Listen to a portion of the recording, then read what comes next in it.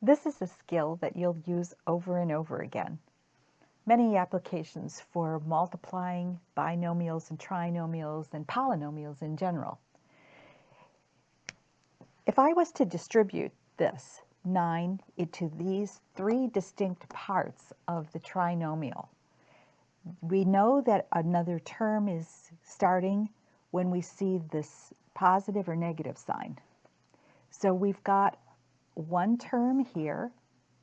The second term starts with the positive 6x, and then we have a third term right there. When we start to multiply, we're multiplying the terms in a distributive manner. So it would be 9 times 3 is 27, and then our label is x squared. The next term, 9 times a positive 6, is a positive 54, and then we're going to copy our label, which is x.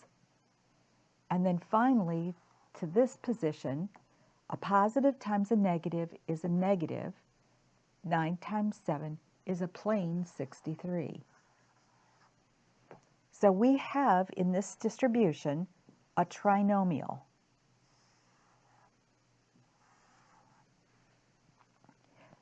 With squared, a plain x, and just a regular number. If I was to take 9x and put an x on this 9, watch how this changes. We have 27 x cubed this time because we have 3 x's, 2 of them here and 1 of them there.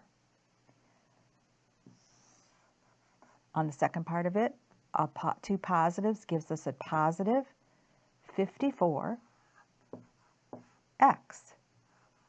squared because there's an x here and there's an x here.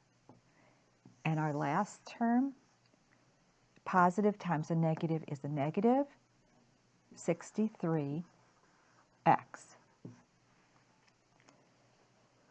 We've got actual columns that are happening here. Columns that we are used to in our place value of ones column or the units. Next to that is the tens column, then the hundreds column, the thousands column, and so on. But really what we're talking about when we are doing place value, so our ones column, our tens column, our hundreds column, our thousands column is next over here. What we really are saying is that we've got 10 to the 0 power, 10 to the first power, and 10 squared, and we can go on with this, 10 cubed. This idea of place value is certainly evident in these numbers because we have a plain number that would be like the units column. Then we have a plain x that would be here, 10 to the first power. The second power is our x squared, and we don't have, that's where our place value ends here.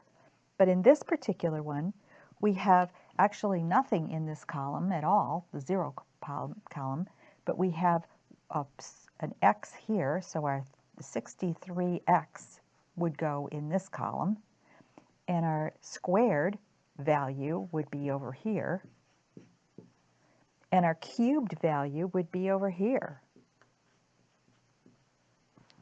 So when we start talking about factoring and multiplying binomials and polynomials in general, we're talking about place value.